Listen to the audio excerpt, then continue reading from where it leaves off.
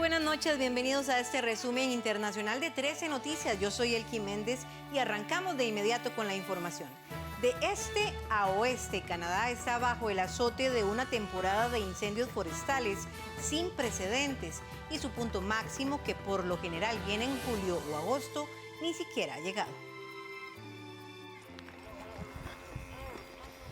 Canadá está experimentando una temporada de incendios forestales sin precedentes de este a oeste y el pico, generalmente en julio o agosto, aún está muy lejos.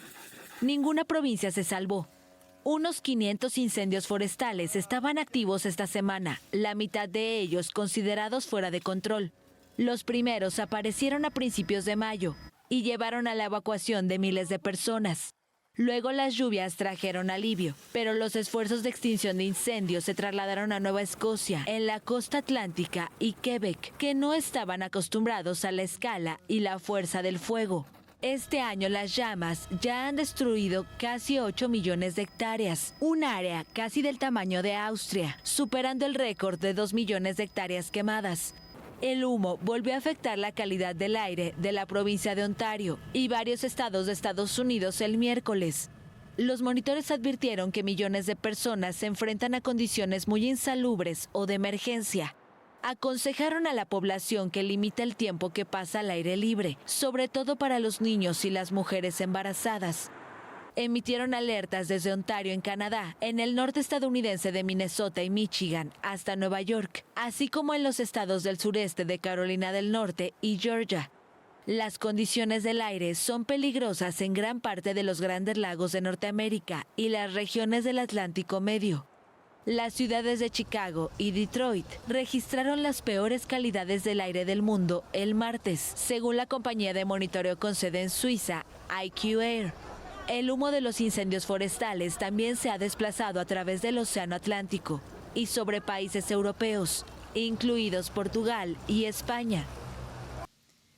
El Centro de Control de Enfermedades estadounidenses emitió esta semana una alerta tras confirmar 5 casos de malaria, los primeros contagios locales de la enfermedad en el país en 2 décadas.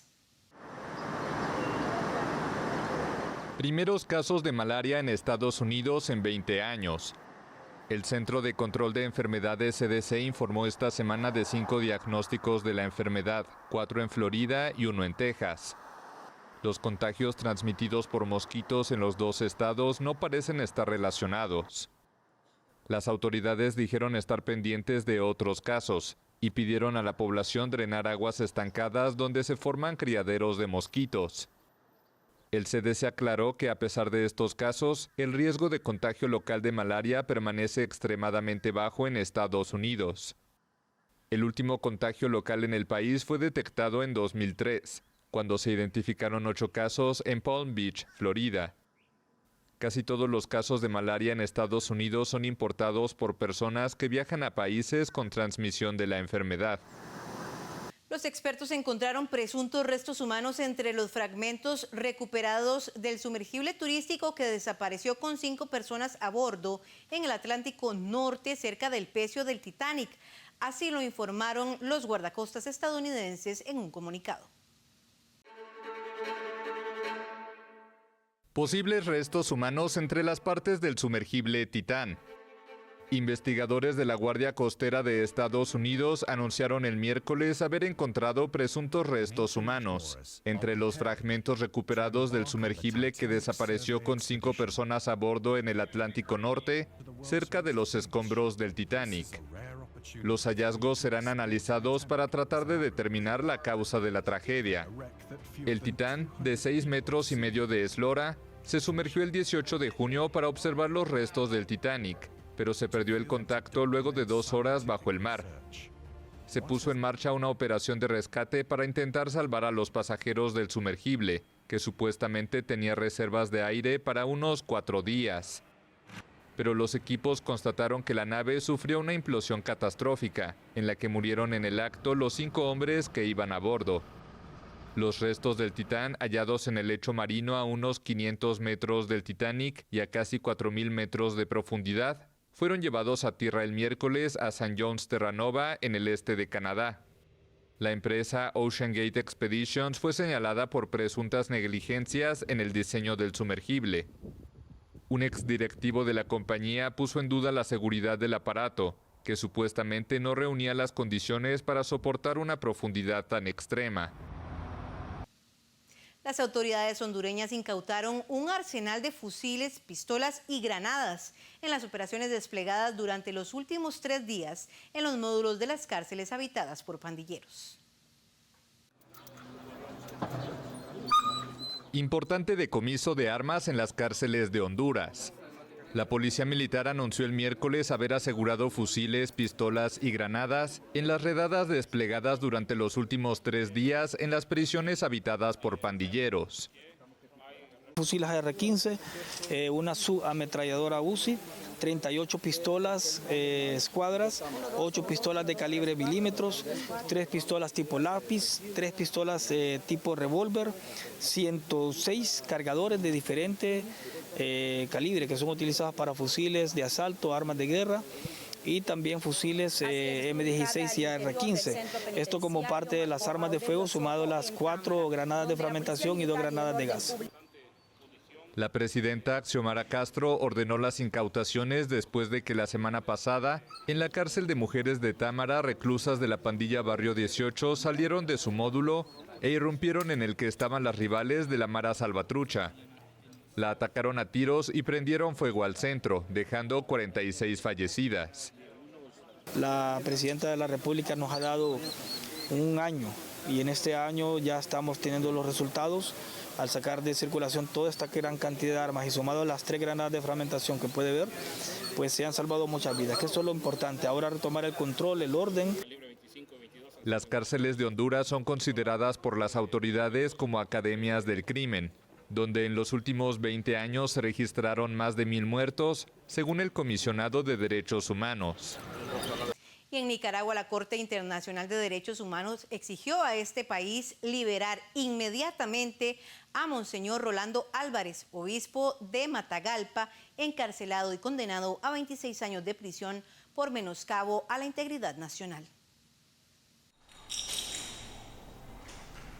La Corte Interamericana de Derechos Humanos exigió el miércoles a Nicaragua liberar inmediatamente a Monseñor Rolando Álvarez, obispo de Matagalpa. El religioso fue encarcelado y condenado a 26 años de prisión por menoscabo a la integridad nacional.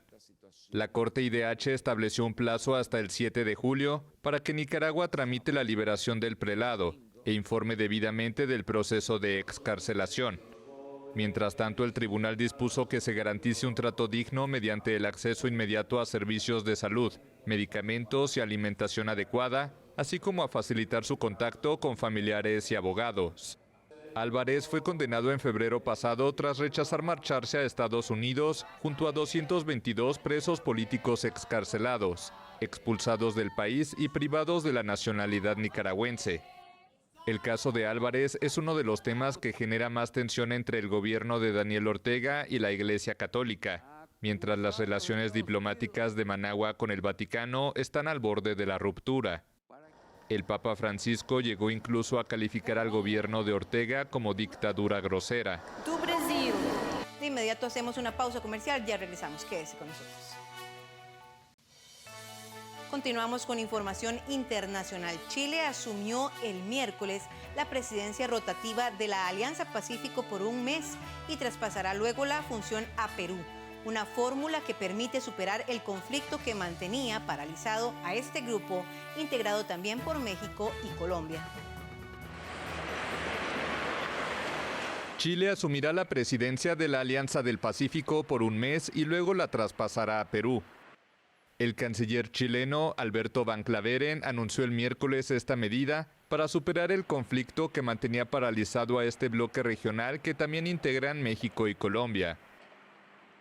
Vamos a ejercer la presidencia pro tempore durante un mes y luego vamos a traspasar la presidencia pro tempore al Perú.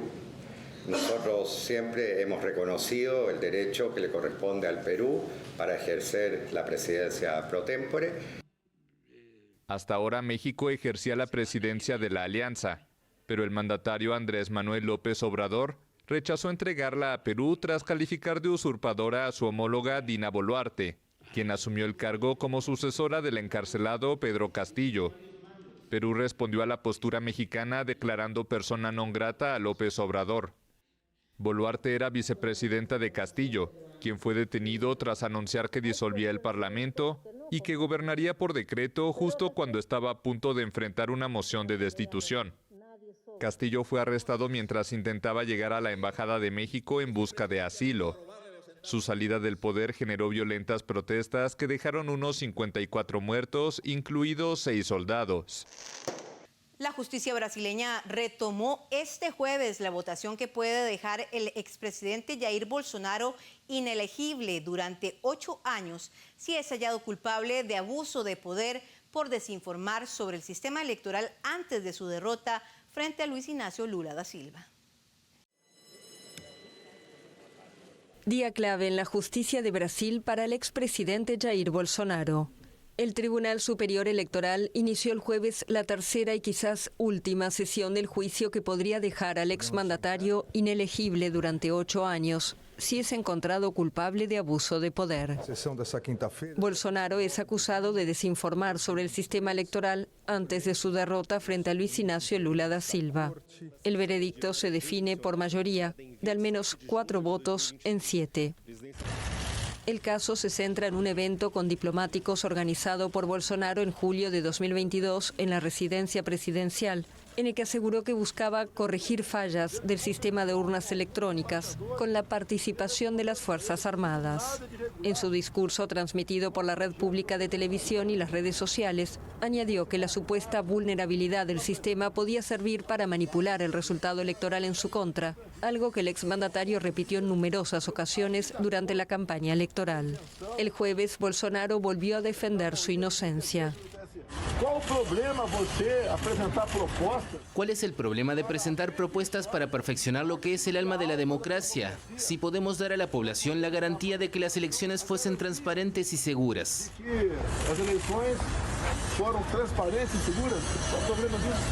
Agregó que todavía confía en la imparcialidad de la mayoría de los jueces del tribunal y señaló que espera volver a disputar las elecciones en 2026.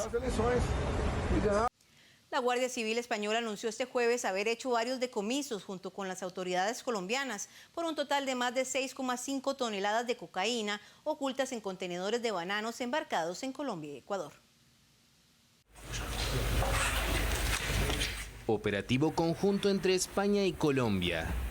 La Guardia Civil Española anunció el jueves haber hecho varios decomisos junto con las autoridades del país sudamericano por un total de más de 6,5 toneladas de cocaína. El Cuerpo Armado explicó que el modus operandi de la organización criminal desmantelada consistía en transportarlas en contenedores de bananas procedentes de Colombia y Ecuador. Las autoridades colombianas detuvieron en meses pasados 2 cargamentos realizados por la red, uno de 3 toneladas y otro de 1,25 toneladas, en inspecciones en el puerto de Cartagena. En mayo, cerca de 3 toneladas de cocaína fueron incautadas en el puerto de Algeciras, ocultas en un contenedor de bananas que había salido desde el puerto ecuatoriano de Guayaquil. La droga confiscada tiene un valor en el mercado negro de más de $250 millones. Los disturbios nocturnos por la muerte de un joven baleado por la policía se extendieron en la madrugada de este jueves en Francia, donde más de 150 personas fueron detenidas, una violencia que el presidente francés calificó de injustificable. Segunda noche de disturbios en Francia por la muerte de un joven baleado por la policía. La tensión es alta en varias ciudades, con más de 150 detenidos durante la madrugada del jueves. Las últimas horas han estado marcadas por escenas de violencia contra comisarías, pero también escuelas y ayuntamientos, y por tanto básicamente contra las instituciones y la República. Y esto es absolutamente injustificable. El martes, un policía mató de un disparo a Nael, un joven de 17 años, cuando este se negó a obedecer las órdenes de 2 agentes durante un control de tránsito en Nanterre, al oeste de París. La fiscalía indicó el jueves que no se cumplían las condiciones legales para el uso del arma y pidió prisión preventiva por homicidio voluntario para el policía sospechoso de haber disparado. El agente está siendo presentado ante los jueces de instrucción. La investigación judicial debería permitir esclarecer los elementos mencionados. La muerte de Naël provocó una fuerte indignación desde el presidente al capitán de la selección francesa de fútbol, Kylian Mbappé, y relanzó el recurrente debate sobre la violencia policial. 13 personas murieron en circunstancias similares en 2022. Hacemos una nueva pausa comercial, ya volvemos.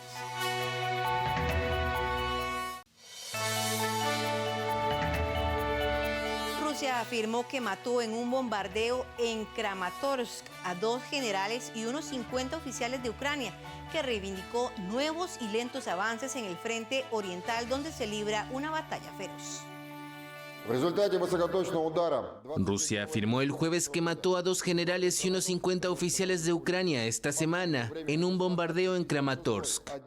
Según el Ministerio de Defensa, el martes se llevó a cabo un ataque de alta precisión contra miembros de las fuerzas ucranianas y una veintena de mercenarios e instructores militares extranjeros participantes en una reunión.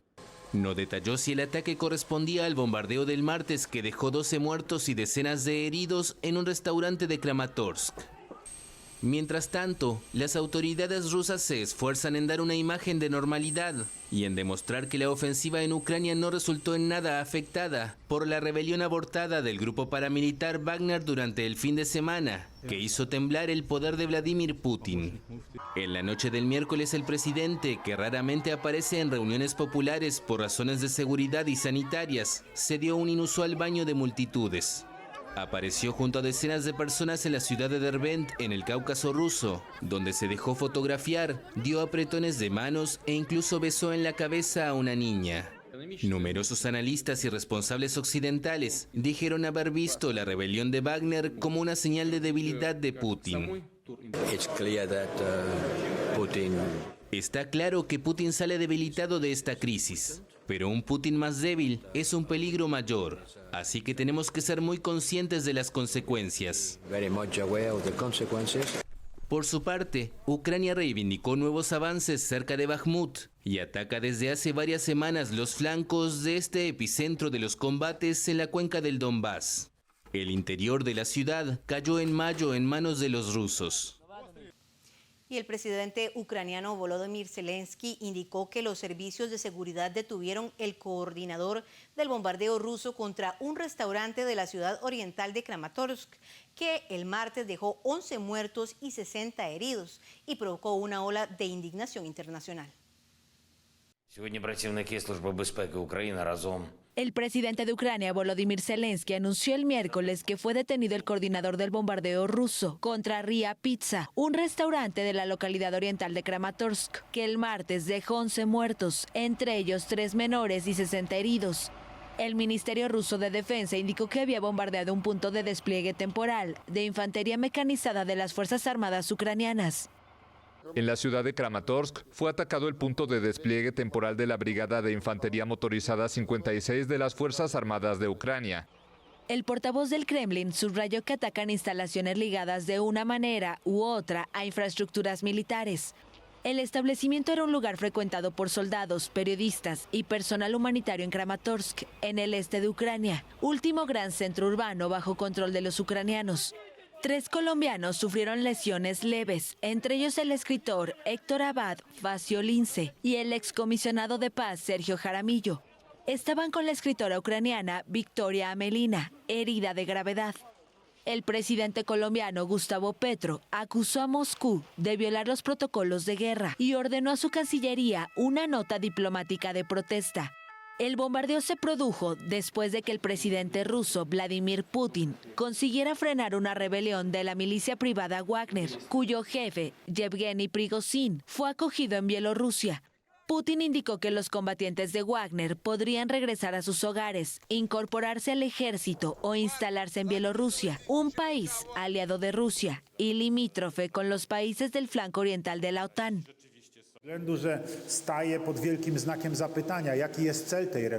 Surge la pregunta, ¿cuál es el propósito de esta reubicación?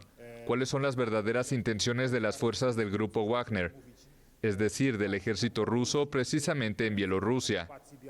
¿Tienen la intención de ocupar Bielorrusia o crear una amenaza adicional desde el norte hacia Ucrania, al lanzar potencialmente un ataque contra Ucrania desde Bielorrusia? ¿O es una forma de amenaza potencial precisamente hacia nuestros países, hacia los países de la OTAN, hacia Polonia? El presidente estadounidense Joe Biden afirmó que Putin está perdiendo la guerra en Ucrania, pero que aún es prematuro decir que está debilitado por la fallida rebelión del grupo Wagner. Es difícil decirlo, pero claramente está perdiendo la guerra en casa y se ha convertido en un paria en todo el mundo. El jefe del gobierno alemán, Olaf Scholz, sí consideró que el poder de Putin se vio mermado por este amotinamiento. Decenas de manifestantes iraquíes lograron entrar brevemente este jueves en la embajada de Suecia en Bagdad, a modo de protesta después de que un iraquí quemara páginas de un ejemplar del Corán en Estocolmo. Protesta en Bagdad frente a la embajada de Suecia después de que el miércoles un iraquí quemara páginas de un ejemplar del Corán en Estocolmo. Los manifestantes, partidarios del líder chiita iraquí Moqtada al-Sadr, distribuyeron pasquines en los que podía leerse en inglés y en árabe: "Nuestra constitución es el Corán, nuestro líder al-Sadr". También quemaron banderas arcoíris, símbolo de la comunidad LGTBI, respondiendo al llamado de su líder, que vio en ello la mejor manera de provocar a quienes defienden el hecho de quemar el Corán. En determinado momento, decenas de manifestantes lograron entrar en la embajada, donde permanecieron unos 15 minutos. Cuando llegaron las fuerzas de seguridad, salieron pacíficamente. Moqtada al-Sadr y también el gobierno iraquí condenaron enérgicamente el gesto de Salwan Momika, un iraquí refugiado en Suecia, que el miércoles pisoteó el libro sagrado de los musulmanes y quemó varias páginas ante la mayor mezquita de Estocolmo. La protesta había sido autorizada por la policía sueca. La quema del Corán suscitó condenas en muchos países de mayoría musulmana, entre ellos Arabia Saudita, Egipto, Marruecos, Irán, Siria y Turquía. Y la justicia británica declaró ilegal enviar a Ruanda, nación africana a 6.500 kilómetros de Londres, a solicitantes de asilo llegados irregularmente al Reino Unido, asestando un golpe a este controvertido proyecto del gobierno, quien anunció que apelará al Tribunal Supremo. Freno de la justicia a un controvertido plan del gobierno británico. El Tribunal de Apelación de Londres declaró el jueves ilegal enviar a Ruanda, nación africana, a 6.500 kilómetros de Londres, a solicitantes de asilo llegados irregularmente al Reino Unido. Las deficiencias en el sistema de asilo en Ruanda son tales que hay razones fundadas para creer que existe un riesgo real de que las personas enviadas a Ruanda sean devueltas a sus países de origen, donde se enfrentaron a la persecución u otros tratos inhumanos cuando de hecho tenían una buena solicitud de asilo. En ese sentido, Ruanda no es un tercer país seguro. El proyecto, anunciado en 2022 por el entonces primer ministro Boris Johnson, fue inicialmente bloqueado por el Tribunal Europeo de Derechos Humanos, obligando a abortar el despegue del primer avión en junio del año pasado. Desde entonces ha estado enzarzado en recursos judiciales en el Reino Unido, por lo que hasta ahora nadie fue deportado. El actual primer ministro Rishi Sunak, nieto de inmigrantes indios, anunció su intención de apelar esta decisión ante el Tribunal Supremo por considerar que el gobierno ruandés proporcionó las garantías necesarias. También Ruanda dijo discrepar con la sentencia y aseguró que, pese a ella, sigue plenamente comprometida con el acuerdo alcanzado con Londres. Más de 45.000 migrantes llegaron irregularmente a las costas inglesas en 2022, un aumento del 60% respecto a 2021. Y unas 11.000 personas lo han hecho desde principios de 2023. Hemos llegado al final de este repaso internacional. Agradecemos su compañía. Recuerde que su cita siempre será con nosotros aquí en Canal 13.